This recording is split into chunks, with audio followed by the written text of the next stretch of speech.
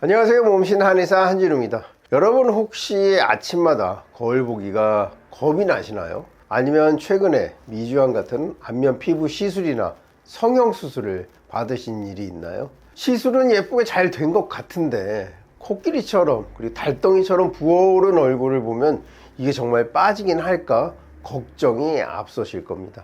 부기는 단순히 미용상의 문제가 아닙니다. 제때 관리하지 않으면 조직이 딱딱해지는 섬유화 현상이 생길 수도 있거든요.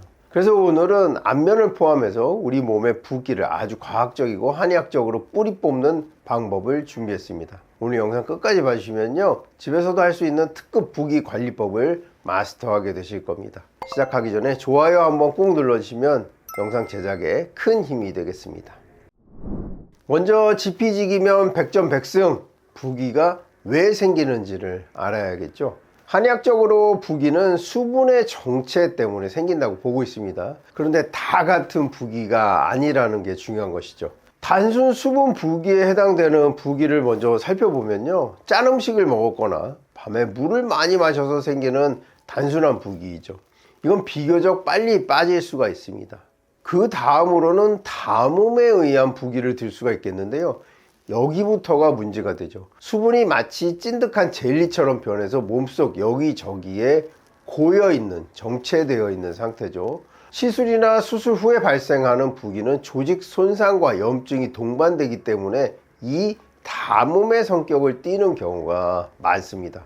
단순 수분은 가볍게 순환만 시켜줘도 빠지지만 담음은 파적, 즉 덩어리를 깨트리는 강한 치료법이 필요할 수도 있습니다.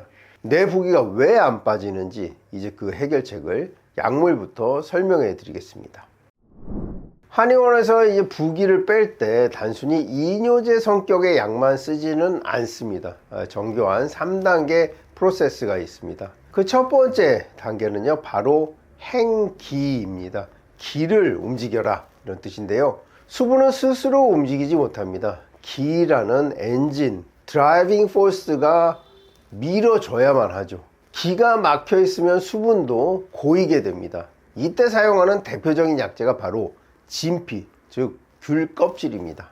청피, 지실, 지각도 있죠. 이 약재들 공통점이 뭘까요? 바로 향입니다.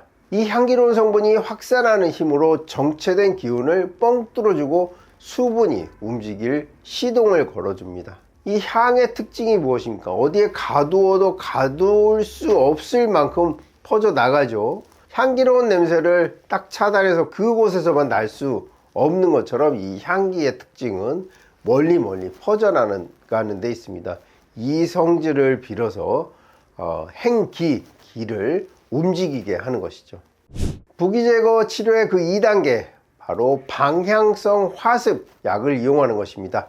습기를 말려라, 이런 뜻인데요, 행기약보다 조금 더 강력한 단계입니다. 그 약재로는 창출, 후박, 곽향, 사인 같은 약재를 씁니다. 향이 더욱 강하고 성질이 따뜻해서 몸속에 눅눅한 습담을 말려버리는 역할을 합니다. 마치 젖은 빨래를 건조기에 돌리는 것과 비슷하죠.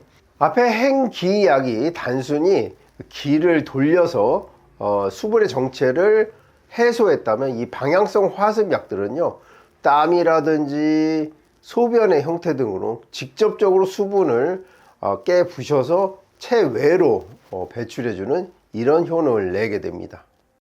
붓기를 빼는 약재 그 3단계는 바로 이수삼습, 배출하라입니다.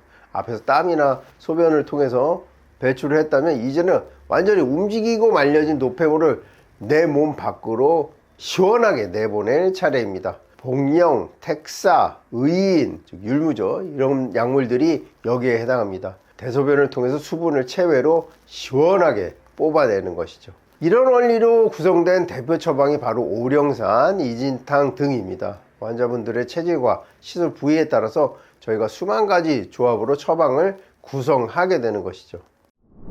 부기를 제거하는 방법 그 다음은요, 침과 지압이 있겠습니다. 약만 먹는다고 다가 아니겠죠. 즉각적인 효과를 위해서 침과 지압이 들어가겠습니다. 침 치료는요, 수분 대사를 조절하는 혈자리라든지 시술 부위 주변의 경혈을 자극하게 됩니다. 역시 기를 다스리는 거죠.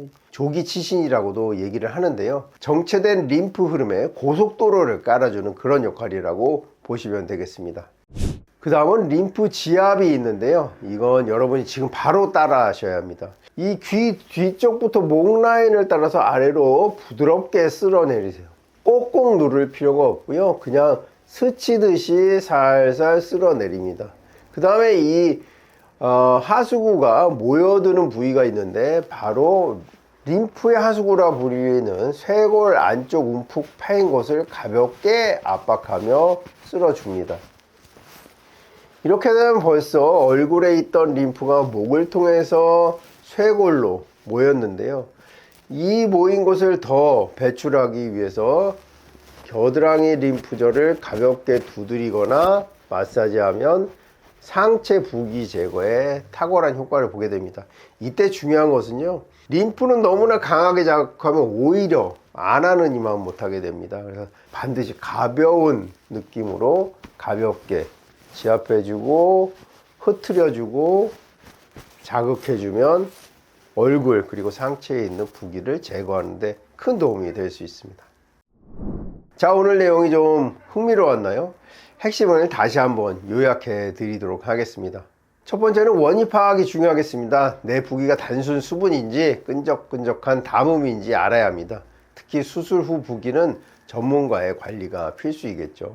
약물 치료의 3대 원칙입니다. 첫 번째는 행기, 진피 등의 향기로 기운을 돌려서 수분을 움직인다. 두 번째는 화습, 창출, 곽향 등으로 몸속 습기를 말린다. 마지막으로 이수, 복령, 의인 등으로 노폐물을 소변으로 시원하게 배출한다. 그 보조요법으로는 침치료를 그렇게 해서 순환을 돕고요. 집에서는 목, 쇄골, 겨드랑이로 이어지는 림프 지압을 수시로 해주면 되겠습니다. 성형이나 시술 후 부기 너무 걱정하지 마세요. 올바른 한의학적 케어와 함께라면 더 빨리 더 예쁜 본연의 모습을 찾으실 수 있습니다. 오늘 영상 여기까지고요. 궁금한 점은 댓글 남겨주시면 상의껏 답변 드리도록 하겠습니다. 영상 끝까지 봐주셔서 감사하고요. 지금까지 몸신 한의사 한진우였습니다. 감사합니다.